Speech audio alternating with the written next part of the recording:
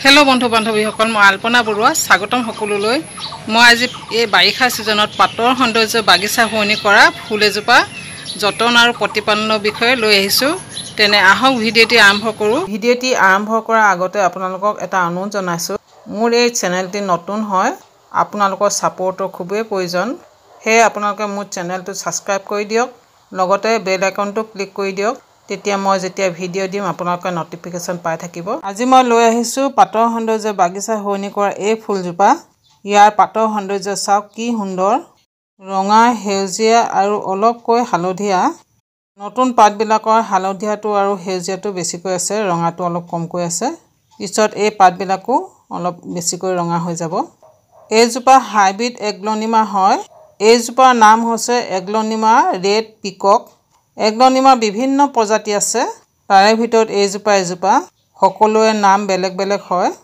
Hybrid এগ্লোনিমা ভালদৰে grow কৰিবলৈ কিছুমান বিশেষ যতন কৰিব লগা হয় আৰু হাইব্ৰিড এগ্লোনিমা এইবিলাকৰ পাত গেলি যোৱা দেখা যায় বহুতৰে ফুলজোপা মৰি যোৱাৰ দৰে হয় প্ৰায় বহুতৰে মৰি যায় হে উইন্টাৰ সিজনতো ইয়াৰ যতন আৰু প্ৰতিপালন কেনেদৰে কৰিব লাগে সেই বিষয়ে কম বাৰু প্ৰথমে আহক জানিলো এইজোপা গ্ৰোইং পিৰিয়ড মানে কোনটো সিজনত গ্ৰো কৰে সকলো এগ্লোনিমাৰ দৰে এই এগ্লোনিমাজোপাও এই বাৰিষা সিজনতে গ্ৰো কৰে হে আপোনালোকে এইজোপাক যদি আনে নাৰ্সাৰী পা বা আন কৰবাৰ পৰা এই বাৰিষা সিজনতে আনি বাগিচাত এড কৰিব পাৰে খুব সুন্দৰকৈ গ্ৰো কৰিব উইন্টাৰ সিজনত ইয়াৰ গ্ৰোথ ৰখি যায় হে উইন্টাৰ সিজনত আনিলে ইয়াৰ গ্ৰোথ ভাল নহব উইন্টাৰ সিজনত ননাই ভাল বিশেষকৈ হাইব্ৰিড এগ্লোনিমা বিলাকক এতিয়া জানিলো আহক এইজোপা কেনেকুৱা জায়গাত থব লাগে এইজোপা ইনডোৰ প্ল্যান্ট নে আউটডোৰ প্ল্যান্ট হেতু বিষয়ে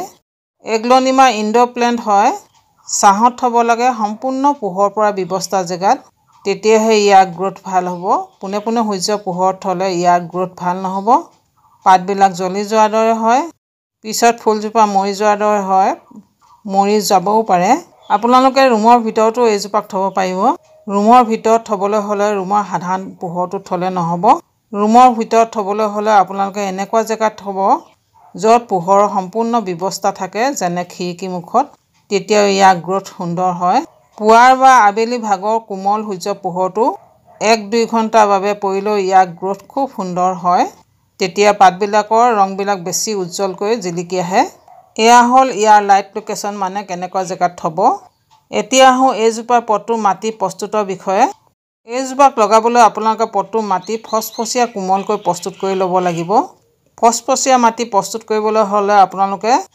50% বালিয়া মাটি আপোনালোকৰ বালিয়া মাটি নাই যদি সাধাৰণ মাটি আৰু বালি সমপৰিমাণে লৈ বালিয়া মাটি প্ৰস্তুত কৰি ল'ব 30% সাৰ যিকোনো সাৰ দিব পাৰে আপোনালোকে কেঁচু সাৰ বা শুকান গোবৰ বা লিফ কম্পোষ্ট বা এই তিনিবিধ সাৰে সমপৰিমাণে মিলাই লৈ দিব পাৰে আৰু 10% কোকোপিট দি দিব কোকোপিটে মাটি ফসফসিয়া কৰাত সহায় কৰে 10% ওপৰত নিদিব কোকোপিট আৰু 10% এঙাৰ টুকুৰা দিব এঙাৰ টুকুৰা দিলে কি হয় পটু মাটিখিনিত সৰু সৰুকৈ এয়া পকত সৃষ্টি হয় যাৰ ফলত ফুলজোপাৰ শিপাবিলাকে প্ৰয়োজনীয় নাইট্ৰজেন গ্ৰহণ কৰিব পাৰে বায়ুত থকা আৰু পানী দিলে অতিৰিক্ত পানীখিনি অতি সহজে ড্ৰেনেজ কৰাত সহায় কৰে তাৰ উপৰি পোক-পতংগৰ আক্ৰমণৰ পৰা বচাই এঙাৰ টুকুৰা দিলে মই এই পটু মাটিখিনি যেতিয়া প্ৰস্তুত কৰিছিলো তাত এঙাৰ টুকুৰা দিয়া নাছিলো বা কোনো ফাংগিসাইড পাউডাৰ দিয়া নাছিলো আপোনালোকে ফাংগিসাইড পাউডাৰ দিব পাৰে 1 চামুচ মিলাই দিব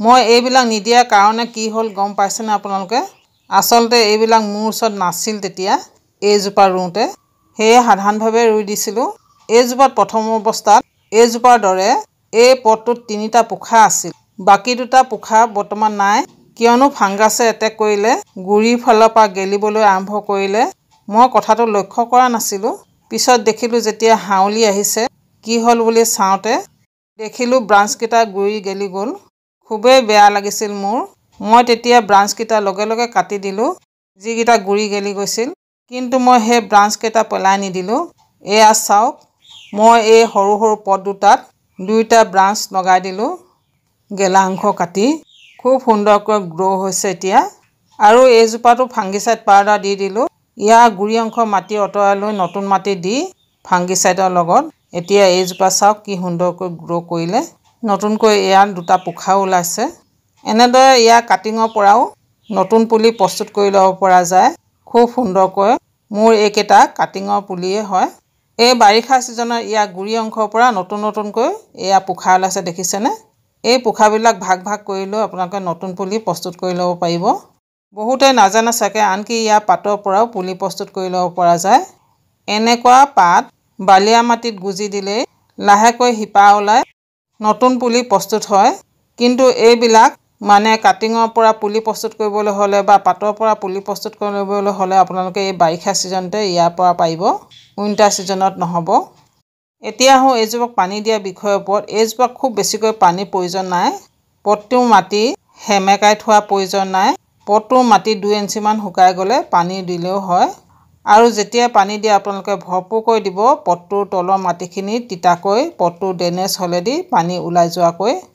তেতিয়াহে ফুলজোপাৰ শিপাবিলাকে তললৈ বাঢ়ি গৈ আমি দিয়া সাৰবিলাক খুব সুন্দৰকৈ গ্ৰহণ কৰিব আৰু ফুলজোপাৰ গ্ৰোথ খুব সুন্দৰ হ'ব।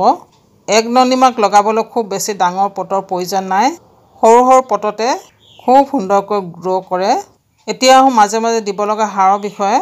উইণ্টাৰ ছিজনত বাদ দি আপোনালোকে এই বাৰিষা ছিজনত 20-25 দিনৰ মূৰে মূৰে 3-4 চামুচ কেঁচু সাৰ বা শুকান গোবৰ দি দিব। এতিয়া আহোঁ এইজোপাক উইণ্টাৰ ছিজনত ল'ব লগা যত্নৰ বিষয়ে।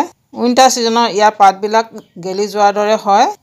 সেয়ে এইজোপাক আপোনালোকে ঠাণ্ডা বেছিকৈ নলগাব আৰু নিয়ৰ পৰিব নিদিব।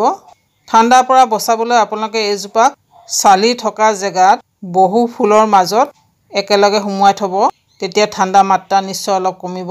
আৰু তেনে নাই যদি আপোনালোকে এটা কাম কৰিব, ডাঠ কাগজৰ কাৰ্টুনেৰে ৰাতিৰ সময়ত ফুলজোপাক ঢাকি দিব আৰু দিনৰ ভাগত আপোনালোকে অলপকৈ ৰ'দ পৰা জেগাত থ'ব 1-2 ঘণ্টাৰ বাবে, পুৱাৰ বা আবেলি ৰ'দটো।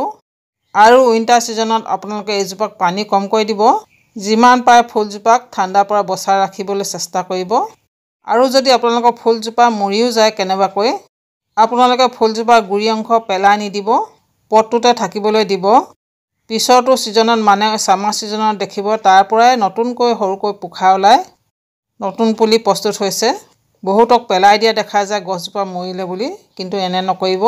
কিয়নো নাৰ্চাৰীত ইয়াৰ দাম যথেষ্ট হয়। এবাৰ মৰি যোৱাৰ পিছত কিনিবলৈ অসুবিধা হয় বা মন নাযায়গৈ। অ'কে বন্ধু বান্ধৱীসকল, আজিলৈ আহিছোঁ। ভিডিঅ'টি শেষলৈকে চোৱাৰ বাবে ধন্যবাদ।